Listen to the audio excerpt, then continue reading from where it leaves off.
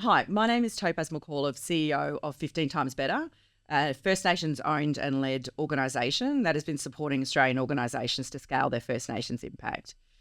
We've been getting a number of requests from our clients in regards to how to support providing information that is factual and correct to a number of their team members. Today, we actually have the opportunity to get some of the information that we think has been missing as part of the national discussion from constitutional lawyer and expert who has been specialising in First Nations constitutional law over the past decade and has been at this from the beginning, Dr. Shireen Morris. Hey, Shireen, lovely to have you here. Hey, Topaz, thanks for having me. The voice referendum is fundamentally about changing the Australian Constitution. Most people don't have a clear understanding of what the Constitution is or what it does. As a constitutional lawyer, can you give us an understanding of the purpose of the Constitution and its impact on First Nations Australians since it was first devised in 1901? Yeah, so when the Constitution was established, it was the result of a decade or so of deliberations and negotiations by the representatives of the colonies. And they got together to decide how they were going to unite to create this new nation, Australia. And they created Australia's highest legal rule book, which is the Constitution, which is the document that basically creates the Commonwealth of Australia.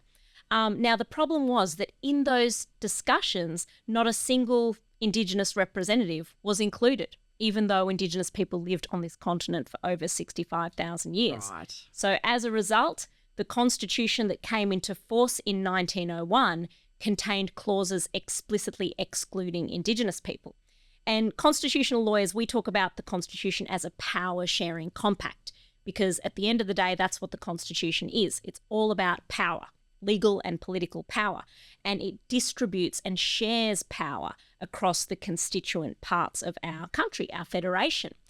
And it also sets in place rules and principles, high-level rules and principles for how power is exercised and governed, how Australia is governed. But for Indigenous people, it sets up a position of perpetual powerlessness. And the Uluru Statement from the Heart talks about the torment of powerlessness that Indigenous people have experienced in this country. And that has its source in the Australian Constitution, because the Constitution sets up this really top-down power relationship with Indigenous people. And you can see how this top-down power dynamic has played out under the Constitution throughout our history. In the past, there were laws denying Indigenous people the vote in some jurisdictions right up until the 60s. There were policies denying the payment of equal wages, sometimes non-existent payment for wages, policies splitting families apart, forcibly removing children, sometimes banning their languages from being spoken, sometimes controlling where they could live and who they could marry. But even today, even though most of that harsh discriminatory policy is in the past, even today you can see the top-down power dynamic still in play because governments and politicians in Canberra and other capital cities, they make well-meaning laws and policies about Indigenous communities, spend a lot of money, but they're not achieving good results. And if you read the Productivity Commission's report into Closing the Gap a few weeks ago, the Productivity Commission confirmed this. They said Australia is failing to close the gap. Why? Because everything is top-down, because bureaucrats and politicians don't listen to Indigenous communities, because there is no true partnership. And that's why Indigenous people for decades and decades have been calling for substantive constitutional recognition and a fairer voice in their affairs. Fairer voice when Parliament and government make laws and policies about them, to shift this top-down power dynamic, to create a more equal partnership approach, and to recognise them in the Constitution from which they've previously been excluded. So I love the way that you describe the processes and the power structure, because it's something that we see and feel every day as Aboriginal and Torres Strait Islander people. And what you said resonates with me and the work that I've been doing for the past 15 years, and even more so since I've been working out on my own for the past 3 years, where we've been helping 30 plus companies. And what is missing in every one of those areas is that First Nations-led informed approach. And where it is included, that's when you actually see real change. But really it's around the collaborative efforts behind this. So there's a lot of discussion around this wasn't collaborative and that only certain people are wanting to see this happen and certain people have different views. And I think that's fine, and that's not what I'm here to unpack with you today. But what I have found really helpful is that just hearing a lot about the Uluru Statement from the Heart and the dialogue that led to that important moment. A really important thread of this movement has been the drafting of the specific amendments to the Constitution. Can you tell us more about the evolution of the thinking, how the drafting has been a collaborative effort from all sides of politics, which I think is not really clearly understood in all areas? That's right. So, Indigenous people, as I said, have been calling for a stronger voice in their affairs for hundreds and hundreds of years. But this concept of a constitutionally guaranteed voice, so the contemporary concept that we're now talking about, which builds on that advocacy, actually arose through collaboration between Indigenous leaders like Noel Pearson, who I was working closely with, and constitutional conservatives. So you're right that this has arisen from collaboration across the political spectrum. Those conservatives were people like the now Liberal MP Julian Leeser, who back then was the convener of the Samuel Griffith Society that was dedicated and is dedicated to upholding and protecting the Australian Constitution. People like Professor Greg Craven at Australian Catholic University and Professor Anne Toomey at Sydney University, very respected black letter constitutional lawyer. Noel Pearson and I at Cape York Institute actually collaborated with those constitutional conservatives after they pushed back on a much more radical and ambitious proposal for a racial non-discrimination guarantee that we were previously pushing. And Noel said to me, Shireen, we need to find common ground with these conservatives because support across the political spectrum is very important, but we need to find common ground with them and address their concerns in a way that also addresses the aspirations of Indigenous people who want substantive and empowering constitutional recognition, right? They're not Indigenous people are not interested in just symbolism. They've always wanted something that makes a real practical difference and helps us close the gap. So we went through this extraordinary collaborative process, saying to those conservatives, come on, guys, you have to admit the Constitution has presided over a lot of discrimination in relation to Indigenous people. Why are you opposing our proposal for a racial non-discrimination guarantee? And they said, yes, it has. We know the history. It has presided over a lot of unfairness. We just don't agree with your solution. They said, we don't agree with giving power to the High Court to strike down Parliament's laws. They said, we think Parliament should stay in charge. So we said to them, well, help us come up with a better solution that doesn't give power to the High Court, doesn't enable the High Court to strike down Parliament's laws and keeps Parliament in charge, but still gives Indigenous people that assurance that things will happen in a fairer way for them in the future. And that's how this alternative proposal of a constitutionally guaranteed Indigenous advisory body came about, through collaboration with those conservatives. The idea being that instead of changing the Constitution to empower the High Court to decide what's a good or bad policy for Indigenous people, instead you could change the Constitution to empower Indigenous communities themselves to have a fairer say right at the start when those laws and policies are being made about those communities. Not a veto, just an advisory voice in laws and policies made about Indigenous affairs, which would hopefully prevent a repeat of some of the injustice of the past and also hopefully help Parliament and government create better targeted and nuanced and tailored policies that are more effective in delivering practical results, which is what everybody wants. And so I think going through my own journey on this, and I was talking to you about this before around up until sort of, 6 to 7 weeks ago, I was still struggling to get clarity on a few things, and being of Torres Strait Islander descent and also being an Indigenous affairs professional, and it is my day job, I found it hard to get to the source of truth on a number of things. Pleasingly, I came across you and you answered questions that I immediately said, right, we need to get some of this information out there. One of the things that I drew a conclusion on, and I don't know if this is correct or not, but after looking at all of the elements of what the No campaign have been talking to, researching their websites, looking at what their ambitions are, in opposition to this, one of the things that came out of it for me was a big reason for the opposition is that the power itself the body itself will not wield any power. After speaking to you, what I've understood is in no way, shape or form will anybody within the Constitution wield any type of power. So this is something that will improve the status quo, but all of the risks that I've been hearing, none of those are factually correct from what I understand and through my own experience. Is that something that I can draw the conclusion on safely? Is it because that it doesn't have the power that they are hoping for this type of body to have? I think this is a middle ground, pragmatic proposal, right? And I think it's instructive that on the far left, people are saying this is not enough, this is too modest, it's just advisory, this is not enough. But further to the right, people are saying, oh, this is too much, this is scary, and all these myths and scaremongering is going on.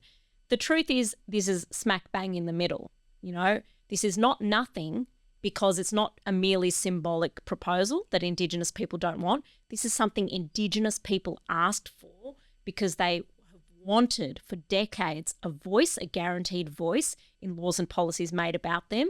And they've said they want this because they believe it will make a practical difference in their lives, right? It will help government and parliament enact better policies that produce better results on the ground and deliver better bang for buck.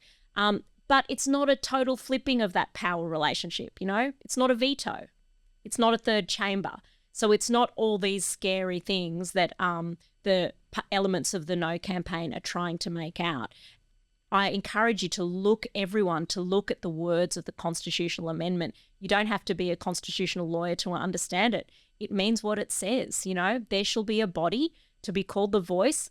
It will have the ability to make representations to Parliament and the executive government on matters relating to Indigenous people.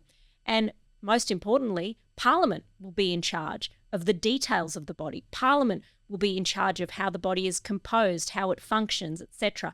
And Parliament therefore retains flexibility to evolve and improve the institution over time, which is really important.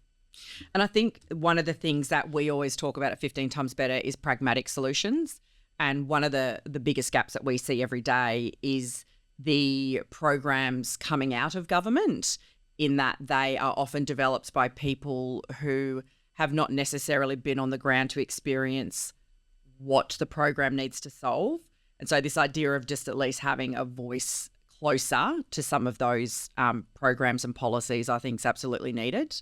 You have been involved in this journey towards constitutional recognition for over a decade.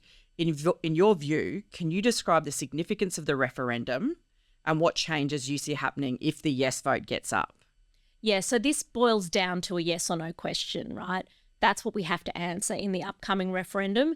Are we going to say yes, that Indigenous peoples deserve to be finally recognised in the Constitution from which they've previously been excluded through having a guaranteed advisory voice in their affairs? So that's the yes or no question. A no, in my view, is a vote for the status quo, which is the gap getting wider and things going backwards, things getting worse, right? So yes would mean finally recognition in the Constitution through this practical voice, which will have a practical difference in Indigenous communities and in Indigenous lives.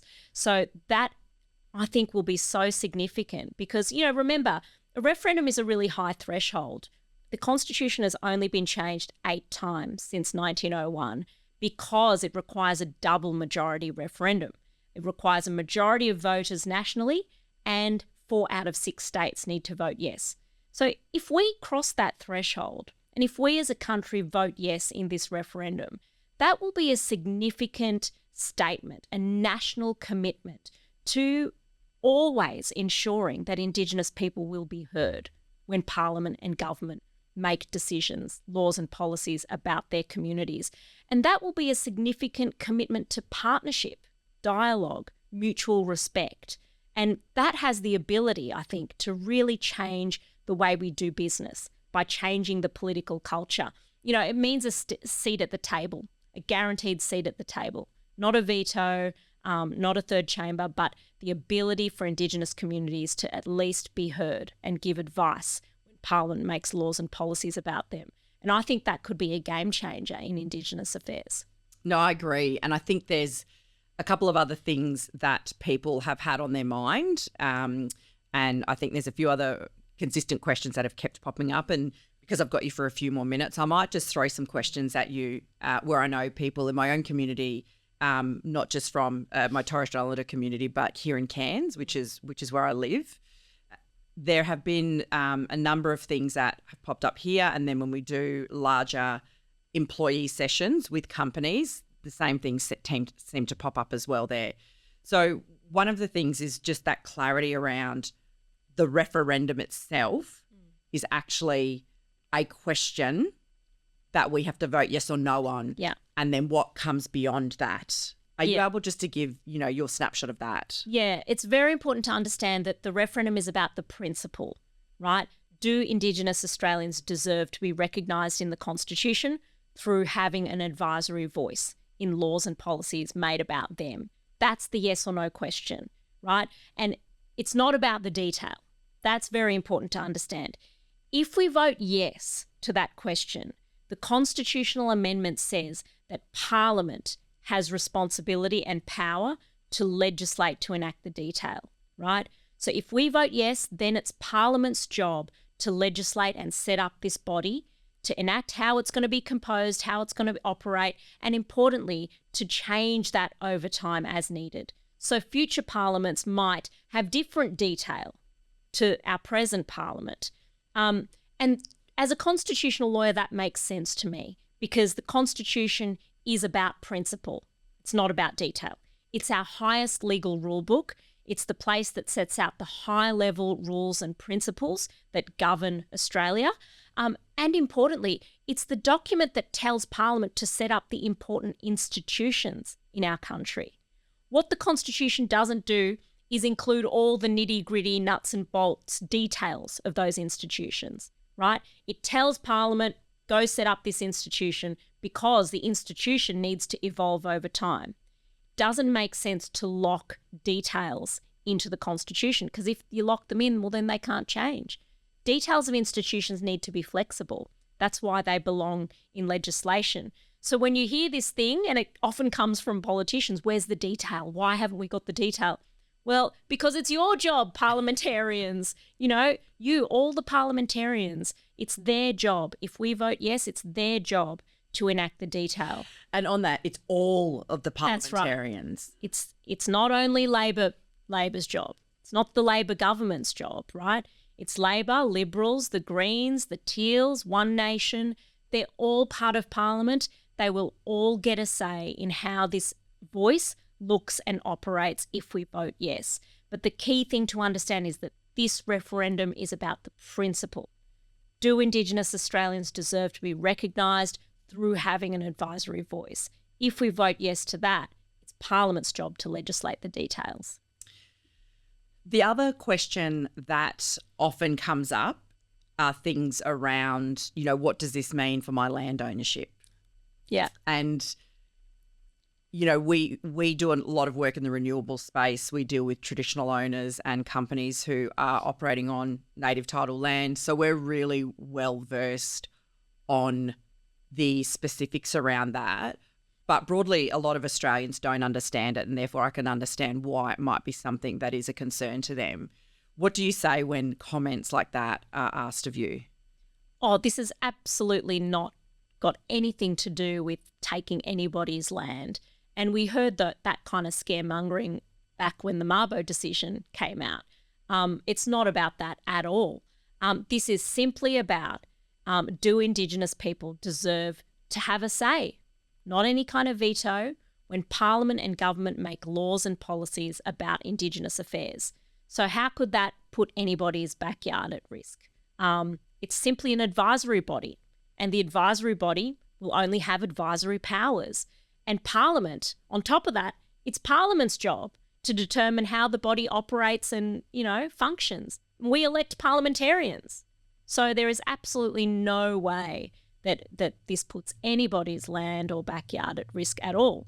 All this does is ensure that when Parliament and government are making policies about Indigenous affairs, those policies and laws are informed by Indigenous communities. And that's good for everybody, right? Because Australia spends a lot of money trying to close the gap, but we're failing. The gap's actually getting wider, not narrower. So if Indigenous communities are empowered to have a say when Parliament makes those decisions about them, hopefully we're going to be making better laws and policies and wasting less money, frankly, getting better bang for buck, and finally closing the gap.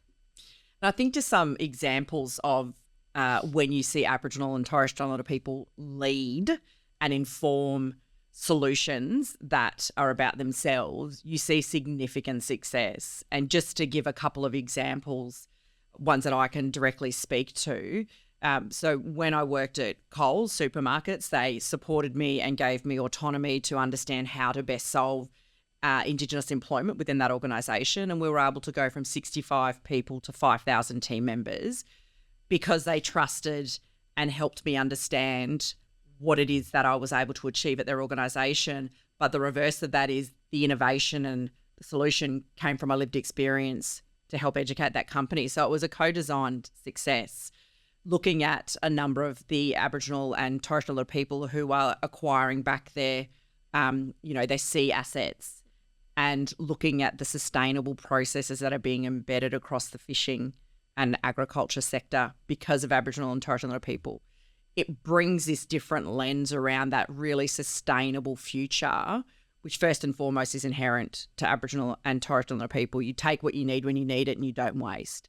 And so I think I see pockets of that everywhere happening, and I get excited about the concept of having some of that flow through, because when people actually understand it, that they get the ability to look at it and digest it properly, often it's the reverse around, well, that's really pragmatic and why aren't we doing that in other areas? Yeah. So I think that's fantastic.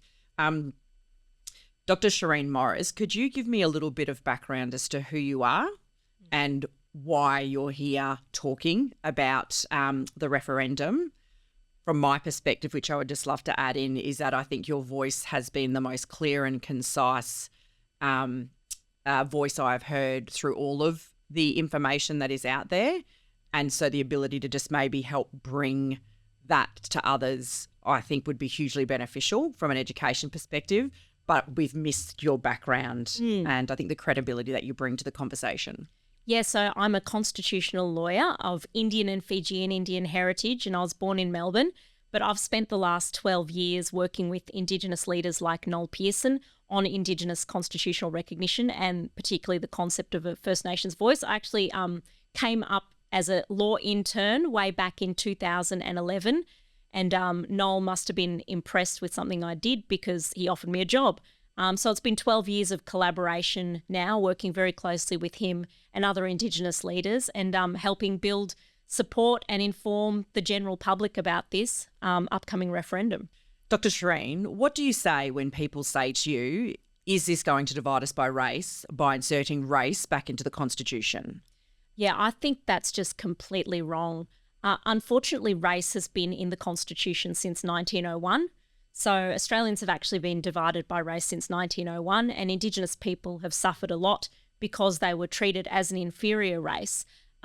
This is about correcting the discriminatory exclusion of Indigenous people that happened in the past and actually including them by guaranteeing that they will have a say in laws and policies made about them, which will hopefully prevent some of the unfair discrimination of the past. It's about bringing us closer together. It's not about dividing us by race at all. And in fact, you know, when some elements of the no case say this is putting race back into the Constitution, race is in there still.